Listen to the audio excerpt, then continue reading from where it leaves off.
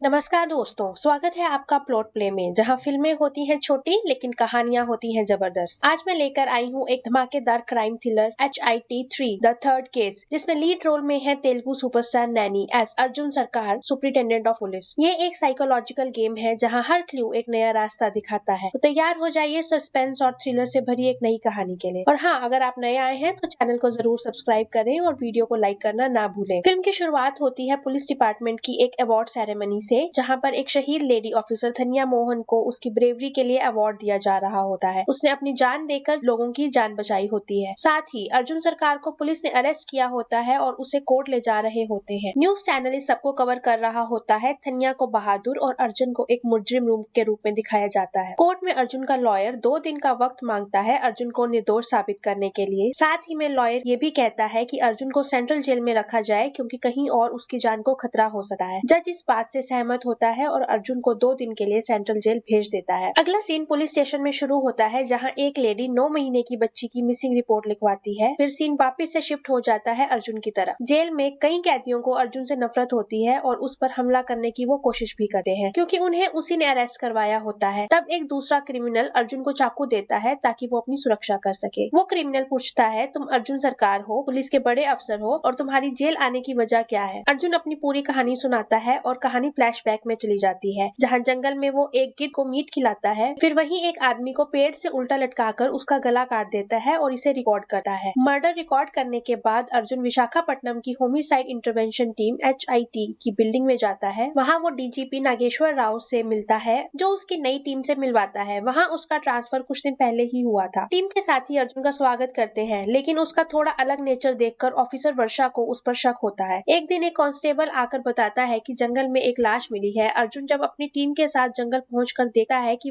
ये वही बॉडी है जिसे उसने मारा था। उसकी टीम को असल में नहीं पता होता कि इसे अर्जुन ने मारा है। अर्जुन वहां झूठी इन्वेस्टिगेशन करता है और मिसलीड करता है। इन्वेस्टिगेशन के बाद अर्जुन अपने घर जाता है, जहां वो अपने पिता के साथ रहता है। अर्जुन और उसके पिता के बीच का रिलेशन ज्यादा अच्छा नहीं होता। अर्जुन के पिता चाहते हैं कि अर्जुन की शादी हो जाए। अर्जुन मैरिज वेबसाइट्स पर लड़कियों से बात करता है, लेकिन उसका नेचर थोड़ा अजीब होने की वजह से कोई इंटरेस्टेड नहीं होता। एक दिन उसका फादर अर्जुन के नाम पे एक लड़की मृदुला से डेट फिक्स कर देता है, और जब मृदुला उसको मिलने आती है तब अर्जुन को पता चलता है कि ये डेट उसके फादर ने फिक्स की थी। लेकिन जैसे ही अर्जुन और मृदुला मिलते हैं, वो एक दूसरे को पसंद करने लगे हैं। कहानी अब जंगल में लौट आती है। अर्जुन एक और आदमी को पेड़ से लटका रहा होता है और उसे मारने की तैयारी कर रहा होता है, पर इस बार वर्षा वहां पहुंच जाती है, उसके सर पर बंदूक रखती है और कहती है कि उसे पहले से ही अर्जुन पर शक था। अर्जुन वर्षा से बंदूक छीन लेता है और उसे बेहोश करने के बाद एक चेयर से बांध देता है। जब वर्षा को होश आता है, वो अर्जुन से गुस्से में कहती है कि वो एक पुलिस ऑफिसर होने के लायक नहीं है, और अर्जुन वर्षा के सामने दूसरे इंसान का भी गला काटकर मार देता है। और अब अर्जुन वर्षा को सच बताने लगता है। जब अर्जुन श्रीनगर में पोस्टेड था, वहाँ उसे एक मर्डर केस के बारे में पता चलता है। जब वो मर्डर स्पॉट पर जाता है तो देखता है कि एक आदमी की लाश पेड़ से उल्टा लटकी है, बिल्कुल उसी तरह जैसा अर्जुन ने 2 लोगों को मारा। इन्वेस्टिगेशन शुरू होती है और उसे टायर के निशान मिलते हैं, जो एक बोलेरो गाड़ी के होते हैं। पोस्टमार्टम से पता चलता है कि लाश के 3 ऑर्गन्स गायब हैं। इन्वेस्टिगेशन करते करते अर्जुन मर्डर के घर तक पहुंच जाता है और उसे और उसके साथियों को पकड़ लेता है। पुलिस स्टेशन में इन्वेस्टिगेशन से पता चलता है कि इस क्रिमिनल ने 2 ऐसे मर्डर किए थे और दोनों की वीडियोस बनाई। अर्जुन सोच ही रहा होता है कि ऐसा क्यों किया गया। तभी टीवी पर न्यूज आती है कि बिहार में भी इसी तरह का एक मर्डर हुआ है और वहाँ का क्रिमिनल पकड़ा गया है। अर्जुन को शक होता है कि ये मर्डर्स किसी बड़े पैटर्न का हिस्सा है। अर्जुन बिहार जाता है और वहाँ इन्वेस्टिगेशन करता है। वहाँ उसे पता चलता है कि उसी एरिया में 13 ऐसे मर्डर हुए हैं, सबके सब सेम पैटर्न से। अर्जुन उस क्रिमिनल से पूछताछ करता है, लेकिन तभी उसे खबर मिलती है कि क्रिमिनल का फादर अपने लोग लेकर पुलिस स्टेशन पर अटैक करने वाला है। अर्जुन उस क्रिमिनल को लेकर श्रीनगर वापस आ जाता है, लेकिन श्रीनगर में अर्जुन के खिलाफ नारेबाजी शुरू हो जाती है। असल में जो क्रिमिनल उसने पकड़ा होता है वो आजाद कश्मीर का एक्टिविस्ट होता है, इसलिए लोग उसके सपोर्ट में अर्जुन के खिलाफ हो जाते हैं। वहाँ एक इंसान पुलिस की वर्दी जला देता है, जिस पर अर्जुन को बहुत गुस्सा आता है और वो अकेला ही सबको पीट देता है। इस दौरान अर्जुन एक आदमी के हाथ पर टैटू देखता है और उसे का टैटू देखकर अर्जुन को याद आता है कि जो क्रिमिनल उसने पकड़ा था उसके हाथ पे भी एक ऐसा ही टैटू था, जिसमें CTK लिखा था। साथ ही श्रीनगर के क्रिमिनल के घर से एक चाकू मिलता है, उस पर भी CTK लिखा होता है। अर्जुन समझ जाता है कि CTK का इन मर्डर्स के साथ कोई ना कोई रिलेशन जरूर है। फिर अर्जुन को पता चलता है कि CTK एक डार्क वेबसाइट है, जिसका फुल फॉर्म है कैप्चर टॉर्चर किल। ये वेबसाइट साइको किलर्स के लिए है। इस वेबसाइट के मेंबर बनने के लिए 2 लोगों को उल्टा लटकाकर गर्दन काटकर मारना होता है और उसकी वीडियोस वेबसाइट पर अपलोड करनी होती है। इसके बाद ही मेंबरशिप मिलती है। अर्जुन ये भी जानता है कि CTK के मेंबर्स हर साल एक बार मिलते हैं और एक सीक्रेट मीटिंग करते हैं, जो अब जल्दी ही होने वाली है। इसलिए कई साइको किलर्स इस वेबसाइट के मेंबर बनने के लिए मर्डर्स करते हैं। श्रीनगर में उसने जिन लोगों को पीटा था उनमें से एक आदमी हॉस्पिटल में मर जाता है। साथ ही श्रीनगर का जो क्रिमिनल था वो अर्जुन का टॉर्चर देखकर जेल में ही खुदकुशी कर लेता है। इस वजह से अर्जुन के खिलाफ बहुत गुस्सा बढ़ जाता है और पॉलिटिकल प्रेशर की वजह से उसे विशाखापट्टनम ट्रांसफर कर दिया जाता है। लेकिन विशाखापट्टनम आने के बाद भी अर्जुन रुकता नहीं। वो सीटीके के गैंग को पकड़ने का पूरा प्लान बनाता है। उसने डिसाइड कर लिया होता है कि वो खुद सीटीके का मेंबर बनेगा और इसीलिए उसने दोनों मर्डर्स किए जिनकी वीडियोस उसने वेबसाइट पर अपलोड की ताकि वो सीटीके के गैंग के अंदर शामिल हो सके। ये सब वर्षा को बताने के बाद वो अर्जुन का साथ देती है और सीटीके ग्रुप को ट्रैक करने में उसकी मदद करती है। इस दौरान वर्षा वेबसाइट पर एक मर्डर वीडियो देखती है और उससे पता चलता है एक मर्डर जयपुर में हुआ है और दूसरा भी जरूर होगा। वो दोनों जयपुर जाते हैं और वहाँ उस मर्डर को पकड़ लेते हैं और उसे मार देते हैं। अर्जुन को उसके दोनों मर्डर वीडियोस के लिए सीटीके की अप्रूवल मिल जाती है और वो सीटीके ग्रुप का मेंबर बन जाता है। इसके बाद सीटीके की मीटिंग होती है जिसका इन्विटेशन अर्जुन को भी आता है। अर्जुन डीजीपी नागेश्वर राव से इस सीक्रेट मिशन के लिए परमिशन लेता है और अपनी टीम वर्षा, दिवाकर और एक और स्पेशल ऑफिसर जो उसे नागेश्वर राव ने ही दिया होता है उसके साथ जाता है। ये स्पेशल ऑफिसर कोई और नहीं बल्कि अर्जुन की गर्लफ्रेंड मृदुला ही होती है। अर्जुन अपनी टीम के साथ सीटीके की मीटिंग के लिए जाता है। वो अकेला एक गाड़ी में जाता है और टीम को दूसरी गाड़ी से फॉलो करने को कहता है, लेकिन सीटीके के मेंबर्स इतने शातिर होते हैं कि अर्जुन की टीम उसका पीछा नहीं कर पाती और वो अलग हो जाती है। अर्जुन को सीटीके के हाइड आउट में लेके जाया जाता है और जहाँ पे उसे अल्फा नाम का इंसान जिसका रोल प्रतीक बब्बर निभा रहे हैं वो मिलता है। अल्फा बताता है कि नए मेंबर्स के लिए एक रिचुअल होगा जिसमें सबको व्हाइट कोट पहनाया जाएगा। इस रिचुअल में एक लड़की को सबके सामने बुरी तरह से मारा जाता है। अर्जुन हाइड आउट में इन्वेस्टिगेशन करता है और देखता है कि सीटीके ने कई लोगों को बंदी बनाया हुआ है। अर्जुन अल्फा का वॉकी टॉकी चुराकर अपनी टीम से कॉन्टेक्ट करने की कोशिश करता है लेकिन प्लान फेल हो जाता है। इस दौरान अर्जुन की टीम दूसरे हाइड आउट पर रेड करती है लेकिन वहाँ दिवाकर पकड़ा जाता है। अल्फा को शक होता है कि नए मेंबर्स में से कोई ना कोई पुलिस ऑफिसर है। वो सबको एक दूसरे से लड़ने को कहता है ये सोचकर कि पुलिस वाला इतना ब्रूटल नहीं होगा, लेकिन अर्जुन जो खुद एक साइको है सबको खत्म कर देता है। इसके बाद भी अल्फा को विश्वास नहीं होता और वो अर्जुन से पूछता है कि उसने ये ट्रिक्स कहाँ से सीखी। इसी शक के चलते अल्फा दिवाकर को अर्जुन के सामने लाता है और उसे मारने को कहता है। अर्जुन दिवाकर को मारने की बजाय उसे पीट देता है और अल्फा को यकीन दिलाता है कि वो पुलिस वाला नहीं है। बाद में अर्जुन दिवाकर से अकेला मिलता है और कहता है कि वो सब बंदी लोगों को बचाएगा। फिर जब अल्फा एक 9 महीने की बच्ची को मारने लगता है जिसकी रिपोर्ट स्टार्टिंग के सीन में एक औरत लिखवा रही थी, तब अर्जुन अपनी फॉर्म में आ जाता है और सबको पता लग जाता है कि वो ही पुलिस वाला है। उसके बाद अर्जुन 150 लोगों से लड़ता है और सबको खत्म कर देता है। इस लड़ाई में अर्जुन भी बहुत इंजर्ड हो जाता है। तभी वो जिसे अर्जुन मीट खिलाता है मृदुला और टीम के पास जाता है। उसकी बॉडी पर एक रेडियो ट्रांसमीटर होता है जिसमें अर्जुन ने सिग्नल्स भेजे थे। इस ट्रांसमीटर की मदद से टीम अर्जुन की लोकेशन तक पहुंच जाती है। अर्जुन अल्फा को पकड़ लेता है और बताता है कि जयपुर में जो क्रिमिनल उसने मारा था वो अल्फा का भाई था। अल्फा ये सुनकर डर जाता है और अर्जुन उसे भी मार देता है। इन्वेस्टिगेशन से अर्जुन को पता चलता है कि सीटीके गैंग मर्डर्स के पीछे ऑर्गन ट्रैफिकिंग का बड़ा रैकेट है। वो लोग विक्टिम्स के हार्मोनल ऑर्गन्स को निकालते थे जो एक स्वीडिश फार्मास्यूटिकल कंपनी को भेजे जाते थे और वहाँ से ये कंपनी इन ऑर्गन्स को यूज करके वायाग्रा जैसी मेडिसिन बनाती थी और अमीर लोगों को बेचती थी। इस रैकेट का मास्टरमाइंड था सैमुअल जोसेफ, वही क्रिमिनल जो जेल में अर्जुन के सामने बैठा था। अर्जुन उसी के दिए चाकू से उसे ही मार देता है और केस को खत्म करता है। मूवी के एंड में दिखाते हैं कि तन्या मोहन सीटीके गैंग को ट्रैक कर रही थी और बंदी लोगों को बचाने के लिए उनके हाइड आउट में घुस गई थी। उसने अपने सेल का नंबर चेंज करके 9 महीने की बच्ची की जान बचाई, लेकिन इसमें उसकी अपनी जान चली गई। इस वजह से उसे ब्रेवरी अवार्ड दिया गया और अर्जुन को भी एविडेंस ना मिलने की वजह से छोड़ दिया गया क्योंकि वो जेल में सिर्फ उस क्रिमिनल को मारने ही गया होता है। मूवी के लास्ट में एक सीन आता है जिसमें चेन्नई में एक नया ऑफिसर एसीपी वीरप्पन एक ट्रक की तलाशी में 6 लाशें पाता है। ये HIT 4 की तरफ इशारा हो सकता है। इसके बाद मूवी खत्म हो जाती है। अगर वीडियो पसंद आई हो तो प्लीज सब्सक्राइब करिए। Thank you.